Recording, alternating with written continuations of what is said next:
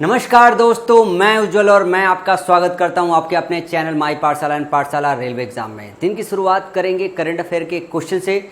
ये क्वेश्चन है, प्रधानमंत्री नरेंद्र मोदी ने वीडियो कॉन्फ्रेंस के जरिए किस शहर में पत्रिका गेट का उद्घाटन किया है? ऑप्शन है आपका मुंबई, चेन्नई, जयपुर, बेंगलुरु।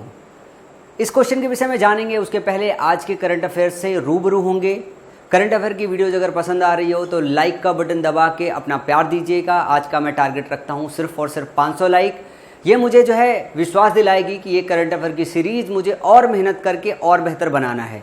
तो चलिए आज की पहली खबर पर पहुंचते हैं और पहली खबर है ऑस्ट्रेलिया से। ऑस्ट्रेलिया ने क्या किया है? अपॉइंट किया है कुछ लोगों को। अब ये है क्या, पहले बात को समझिएगा। ऑस्ट्रेलिया भारत की एक परिषद है और ये परिषद का काम क्या रहता है कि ऑस्ट्रेलिया और भारत के बीच में जो व्यापार होता है, जो व्यापार के मुद्दे होते हैं, उसकी घनिष्ठता को और बढ़ाने का काम करता है और मॉनिटर करता है कि किस किस तरीके से भारत और ऑस्ट्रेलिया के बीच में बिजनेस को और ईजी और बेहतर बनाया जा सकता है। तो इसके प्रतिनिधि के रूप में दो लोगों को अपॉइंट किया है ऑस्ट्रेलिया ने। एक है मैथ्यू हेडन और दूसरा है भारतीय मूल की राजनेता लिसा सिंह। इन दोनों लोगों को प्रतिनिधि बनाया गया है। अब एक बात समझिए कि ये जो परिषद है भारत की और ऑस्ट्रेलिया की, और विदेश और आर्थिक नीति, इन चीज़ को लेके और व्यापारिक जो मुद्दे हैं, इन सब चीज़ों को लेके रिश्ता मजबूत करने का काम करती है।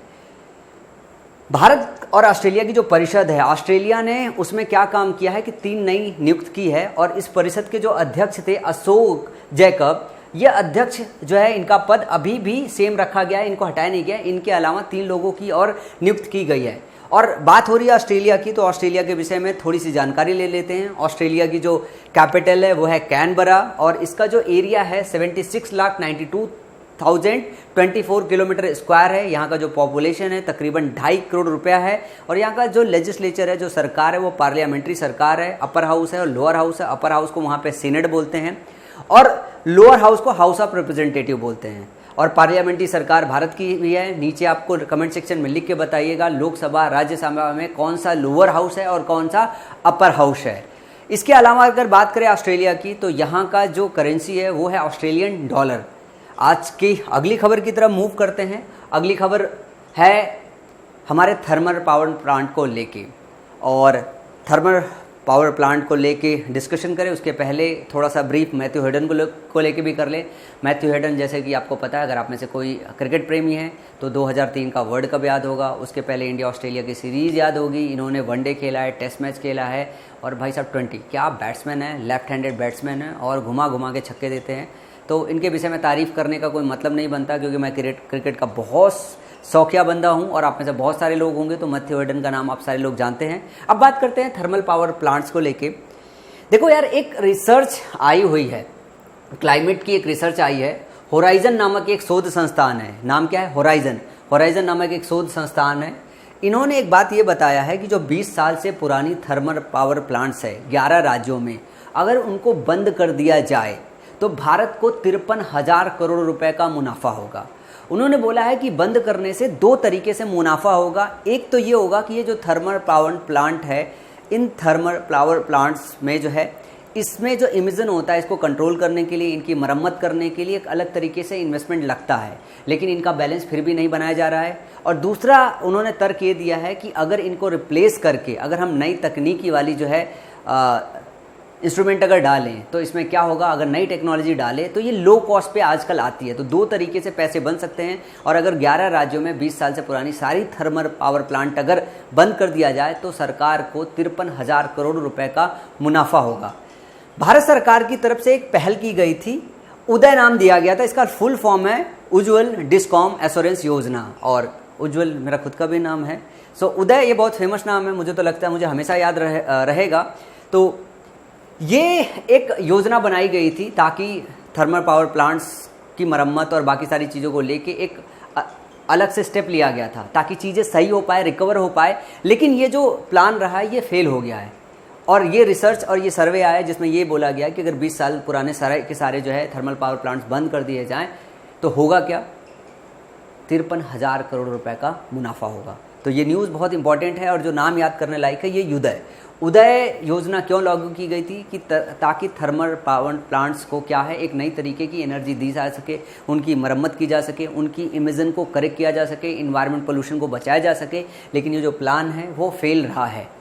इसके बाद अगले खबर की तरफ चलेंगे। अगला खबर है हमारा चंद्रयान की फाइंडिंग को लेके। चंद्रयान 1 एक मिशन है और चंद्रयान 1 जो है ये प्रथम चंद्र मिशन है जो 22 अक्टूबर 2008 को लॉन्च किया गया है। और इसकी एक फाइंडिंग है, इसने क्या है कुछ इमेजेस भेजे हैं जो चंद्रमा का ध्रुव है, चंद्रमा के ध्रुव पे रस्टिंग पाई गई है। रस्टिंग होती कैसे है? जब आयरन को Fe से लिखते हो, जब ये H2O के साथ और ऑक्सीजन के साथ रिएक्ट करती है तो बेसिकली होता क्या है, आपकी जो है आयरन के ऑक्साइड बनते हैं और रस्टिंग होती है। तो आयरन के ऑक्साइड वहाँ पे कैसे बन सकते हैं? ना ही वहाँ पे ऑक्सीजन पाई जाती है, ना ही वहाँ पे आपका H2O पाया जाता है। तो अगर वाटर और ऑक्सीजन नहीं पाया जाता है तो वहाँ पे रस्टिंग कैसे हो रही है? तो ये फाइंडिंग ये दर्शाता है कि जो अर्थ का एटमॉस्फेयर है उसका इम्पैक्ट मून पे पड़ रहा है। ये फाइंडिंग से निकाला, साइंटिस्ट लोगों ने ये निष्कर्ष निकाला कि भाई साहब जो अर्थ का एटमॉस्फेयर है वो इम्पैक्ट कर रहा है, जिसकी वजह से वहाँ पे रस्टिंग हो रही है। जो चंद्रयान 1 मिशन जो भेजा गया था, इसका मेन रीज़न क्या था? इसका मेन जो काम था वो था कि जो आपका जो चंद्रमा है उसका पूरा का पूरा डिटेल जो उसका नक्शा है, जो डिटेल मैपिंग है, उन सब की फाइंडिंग कर सके। और साथ में वहाँ पे पानी का अंश था कि नहीं था, है या नहीं है, हीलियम से रिलेटेड ये 2 चीज़ें हैं, क्या वहाँ पे जो है चंद्रमा में प्रेजेंट है या नहीं प्रेजेंट है, इन सब चीज़ों को लेके चंद्रयान मिशन 1 जो है ये लॉन्च किया गया था। अब थोड़ा सा और आगे बढ़ लेते हैं। इंडियन स्पेस रिसर्च ऑर्गेनाइजेशन ने इसे भेजा था, तो इंडियन स्पेस रिसर्च ऑर्गेनाइजेशन के विषय में थोड़ा सा जान लेते हैं। इसका जो हेडक्वार्टर है वो है बेंगलुरु में और विक्रम साराभाई ने इसकी स्थापना की थी 15 अगस्त 1969 में। और इसकी एक सब्सिडरी है विक्रम साराभाई स्पेस सेंटर करके।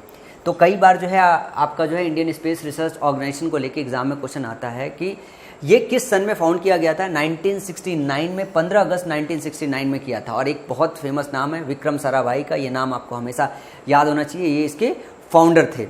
इसके बाद अगले खबर की तरफ मूव करेंगे। अगली खबर है प्राइम मिनिस्टर ने इनॉग्रेशन किया हुआ है एक गेट का, जिसको बोलते हैं पत्रिका गेट। और ये गेट आपको फिगर में दिखाई दे रहा है, जयपुर में एक पत्रिका गेट जो है बना है। और इनाग्रेशन करने के लिए आपको पता है कि जाना पड़ता था, इस बार प्रधानमंत्री को जाना नहीं पड़ा, सब कुछ डिजिटली हो रहा है। और डिजिटली बैठ के उसका उन्होंने क्या कर दिया, अनावरण कर दिया, उसका इनाग्रेशन कर दिया। और इसके अंदर 9 गेट है, जैसे आप दिखाई दे रहा है ना, 1 2 3 4 5 6 7 8 9 गेट है टोटल। काउंटिंग में फिगर में दिक्कत हो सकती है, लेकिन 9 गेट हैं। और ये ना जो है जयपुर में जवाहरलाल नेहरू मार्ग पर समाचार पत्रों के पत्रिका समूह द्वारा जो है बनाया गया है। और एक चीज़ और साथ में की गई है, श्री गुलाब कोठारी, ये एक फेमस पर्सनालिटी है जो पत्रिका समूह के अध्यक्ष हैं। इन्होंने 2 किताब लिखी हुई है, संवाद उपनिषद और अक्षर यात्रा। ये 2 किताब आपके एग्जाम में पूछा जा सकता है कि संवाद उपनिषद और अक्षर यात्रा के जो है लेखक कौन है? ये श्री गुलाब कोठारी हैं, ये पत्रिका समूह के अध्यक्ष हैं। ये पुस्तक भी इसी समय पे लॉन्च किया गया था। पत्रिका जो गेट है, ये जो गेट है यार, इसका डायमेंशन थोड़ा सा याद रख लो, 81 फीट ऊंचा है और 108 फीट चौड़ा है। इधर से भाई 108 फीट है और इधर से क्या है, 81 फीट है। तो ये डायमेंशन आप याद रख सकते हो सकता है आपके एग्जाम में पूछ लिया जाए। ये किताब याद रखो, अलग अलग एग्जाम में ये क्वेश्चन भी पूछे जा सकते हैं। इसके बाद अगले खबर की तरफ मूव करेंगे। अगली खबर है डीआरडीओ से। डीआरडीओ ने क्या काम किया है, यहाँ पे जैसे जो हमारी मिसाइलें हैं, मिसाइलें भेजी जाती है, सुपरसोनिक मिसाइलें होती हैं, सुपरसोनिक मिसाइलों को भेजा जाता है। तो एक टेस्ट किया गया, ये टेस्ट क्या है, एक टेक्नोलॉजी, हाइपरसोनिक टेक्नोलॉजी डेमोन्स्ट्रेटर विकील एक आई है। तो उन्होंने सक्सेसफुली इसको टेस्ट कर लिया है कि पहले जो मिसाइलें सुपरसोनिक मिसाइलें थी, सुपरसोनिक मिसाइलें वो होती है जो साउंड की स्पीड से, तेज़ स्पीड से भेजा जा सकता है। तो पहले रैमजेट करके एक टेक्नोलॉजी थी जिससे ये चीज़ भेजी जाती थी, उसका एक बेहतर वर्जन है, उसके बेहतर वर्जन की टेस्टिंग की गई थी और इसका नाम रखा गया है स्क्रैमजेट। स्क्रैमजेट प्रक्षेपण एक चीज़ होती है, मैं आपको थोड़ा सा आम लैंग्वेज में से समझाने की कोशिश करता हूँ। रैमजेट से क्या किया जाता था कि जो मिसाइलें भेजी जाती थी वो जो साउंड की स्पीड होती है, साउंड की स्पीड से थोड़ा तेज़ भेजा जाता था। अभी इसकी जो अपग्रेडेड टेक्नोलॉजी आई है रैमजेट, ये क्या काम करने वाली है, ये ध्वनि की गति से 6 गुना ज़्यादा तेज़ी से मिसाइलों को प्रक्षेपित करने वाली है। तो इसका जो सक्सेसफुली है, ये एक वकील होती है, इसका सक्सेसफुली टेस्ट कर लिया है आपके डीआरडीओ ने। ये एक अच्छी न्यूज़ है और थोड़ी सी इस विषय में और जानकारी कर लेते हैं कि ये और कहाँ कहाँ कारगर हो सकता है। ये जो हमारी कम लागत के जो उपग्रह होते हैं इनको भी लॉन्च करने में ये काफ़ी मदद करने वाली है। और स्क्रैम जेट प्रोपल्सन प्रणाली, ये आपको ध्यान रखना है कि ये किस पे बेस्ड है, स्क्रैम जेट पे बेस्ड है। तो डीआरडीओ के विषय में थोड़ा सा और जान लेते हैं। डीआरडीओ के विषय में, डीआरडीओ जो defence research and development organisation है, इसका जो हेडक्वार्टर है डीआरडीओ भवन के नाम से फेमस है, जो कि नई दिल्ली में है। इसे 1958 में फाउंड किया गया था। इसमें जो एम्प्लॉयज़ हैं वो तकरीबन 30,000 है। 5,000 के आसपास साइंटिस्ट है। एनुअल बजट कुछ 14,818 करोड़ का है, जो रिडक्शन हमारा इंडिया ही लगता है। और कई सारी सब्सिडरीज है। सब्सिडरीज इतनी फेमस नहीं है जो आपके एग्जाम में आ सकती है, तो हम स्किप कर सकते हैं। और जो अगली खबर है आपकी, वो खबर है आपकी वर्ल्ड बैंक को लेके। वर्ल्ड बैंक ने इंडियन गवर्नमेंट के साथ और आपके जो है हिमाचल प्रदेश की गवर्नमेंट के साथ एक डील साइन किया है। इस डील में जो है $82 मिलियन की जो है लोन और अमाउंट जो है ग्रांट किया गया हिमाचल प्रदेश सरकार को। और ये हिमाचल प्रदेश सरकार जो है ये $82 मिलियन जो डॉलर है, इस पैसे का इस्तेमाल क्या करने वाली है, सड़क परिवहन जो है योजना, सड़क परिवहन योजना, ध्यान रखिएगा, इसमें ये $28 मिलियन का इस्तेमाल करने वाली है। अब जब $82 मिलियन कहीं पे लगाया जाएगा तो कुछ ना कुछ इनोवेशन तो किया जाएगा। इस इनोवेशन में कुछ बातों का ध्यान रखा जाना है कि जो सड़कें बनाई जाएगी, जलवायु और आपदा प्रतिरोधी सड़कों का निर्माण होगा। पर्यटन गलियारों के साथ साथ सड़क सुरक्षा में सुधार वाला पार्ट भी होगा। इसमें फ्रूट बेल्ट लॉजिस्टिक्स में वृद्धि की जाएगी। इसके अलावा जो तकनीक इस्तेमाल किया जाएगा वो इंजीनियरिंग के समाधान सारे लागू होंगे। परियोजना भूस्खलन और बाढ़ से सुरक्षा प्रदान करेगी। और इसमें जो लोन ग्रांट किया गया है वो 15 वर्ष की अंतिम परिपक्वता, मतलब 15 साल में पूरी तरीके से लोन परिपक्व होगा, रिटर्न करना होगा। और 5 साल का ग्रांट पीरियड इनिशियल स्टेज में मिलता है कि भाई 5 साल तक फंड रिटर्न नहीं कर रहे हो, इट्स ओके। 5 साल से लेके 10 जो अगला 10 ईयर है उसमें आपको क्या है, फंड को रिटर्न करना होगा। 15 साल में ये पूरा का पूरा जो लोन है वो परिपक्व हो जाएगा। तो ये $82 मिलियन हिमाचल प्रदेश इस्तेमाल करेगा, अपनी मॉडर्न जो है सड़कों का निर्माण करेगा, जिसमें अलग अलग तरीके की चीज़ें, जैसा कि मैंने डिस्कशन किया, जलवायु और आपदा प्रति सड़कों का निर्माण करेगा, पर्यटन गलियारों का निर्माण करेगा, सड़क की सुरक्षा में सुधार वाला पार्ट करेगा, फ्रूट बेल्ट में लॉजिस्टिक को डालने की कोशिश करेगा, और जो आपका बाढ़ से सुरक्षा रखेगा। भूस्खलन हो जाती है, आपने सुना है ना कि भाई साहब सड़कें बनाई गई, ढह गई, भूस्खलन हो गया। तो इन सब चीज़ों को लेके जो इंजीनियरिंग के नए नए टेक्निक है और जो इंजीनियरिंग द्वारा सुझाए गए जो समाधान है, उन सभी को लागू करके सड़कें बनाई जाएगी। इसके बाद अगली खबर की तरफ चलते हैं। अगला खबर है हमारा केशवानंदन भारती को लेके। भाई साहब ये बहुत फेमस पर्सनालिटी है, इनका निधन हो गया और बहुत दुखद बात है।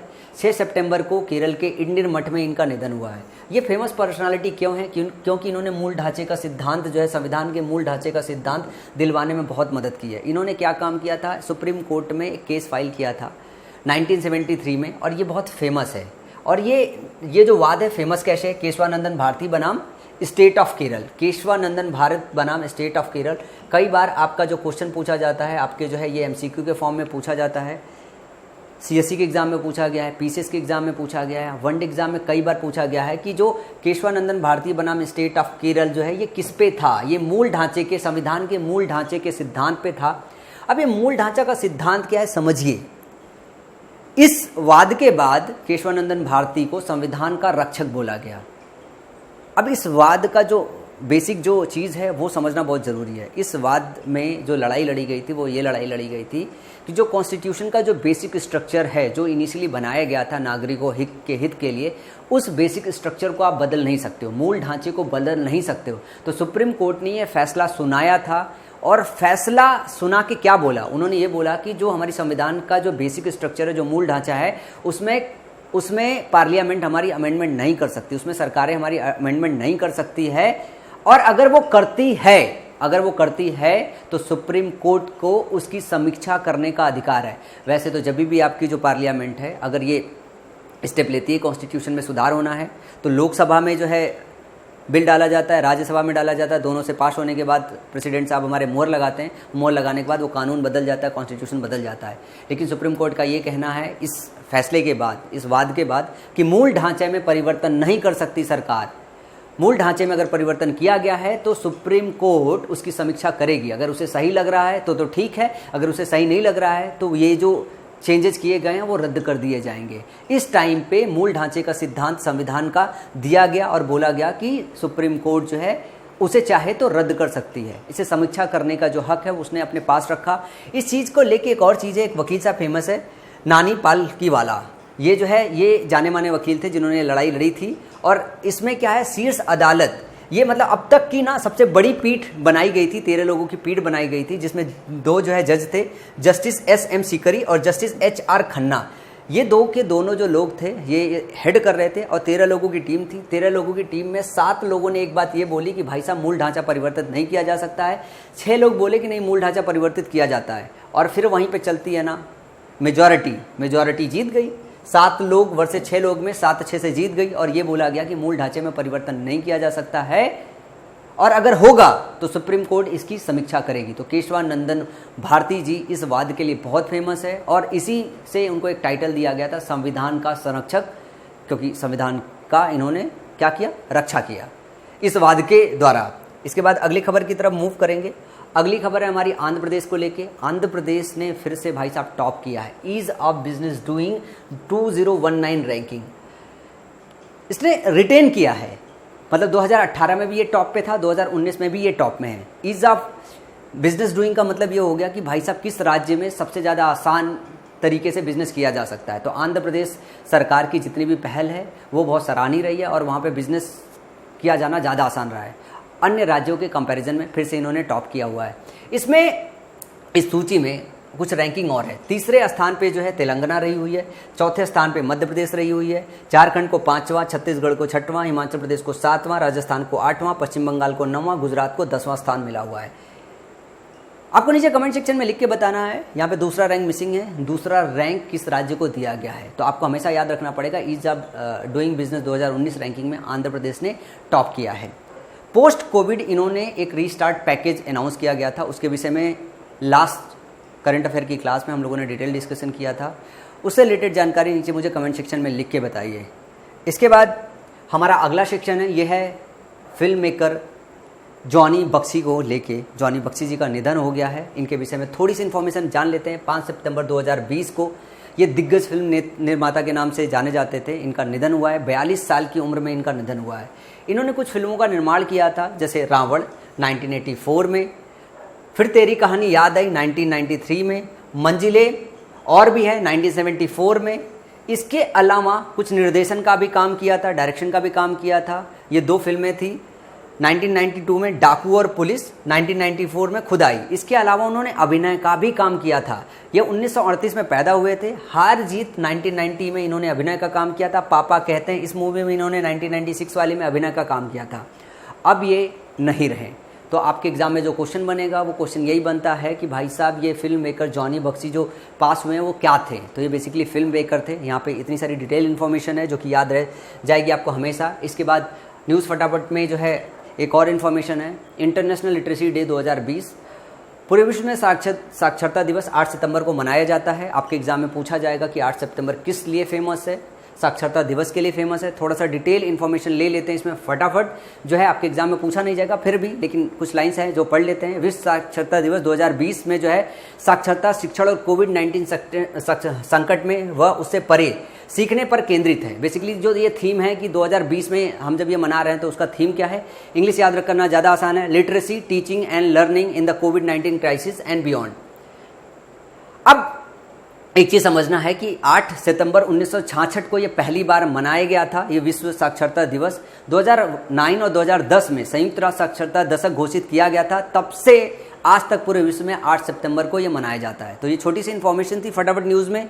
इसके बाद हम पहुंचेंगे वन लाइनर में, और वन लाइनर अब तक तो हमें याद हो गया होगा, संविधान के मूल ढांचे का सिद्धांत दिलाने वाले मतलब केशवानंदन भारतीय का हाल ही में केरल के इडेन मठ में निधन हो गया। किस राज्य ने ईज ऑफ डूइंग बिजनेस 2020 की रैंकिंग में शीर्ष स्थान प्राप्त किया है? आंध्र प्रदेश ने। दूसरे वाले नंबर को कमेंट सेक्शन में लिख के बताना है।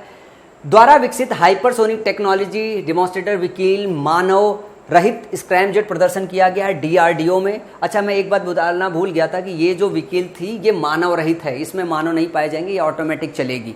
ठीक है। इसके बाद ऑस्ट्रेलिया सरकार ने भारत के साथ व्यापार संबंधों को आगे बढ़ाने के लिए पूर्व क्रिकेटर मैथ्यू हेडन और भारतीय मूल की राजनेता लीसा सिंह को व्यापार प्रतिनिधि नियुक्त किया है। सड़क परिवर्तन परियोजना के कार्यान्वयन के लिए विश्व बैंक, भारत सरकार और किस राज्य सरकार के बीच $82 मिलियन की डील साइन हुई है? भाई साहब हिमाचल प्रदेश।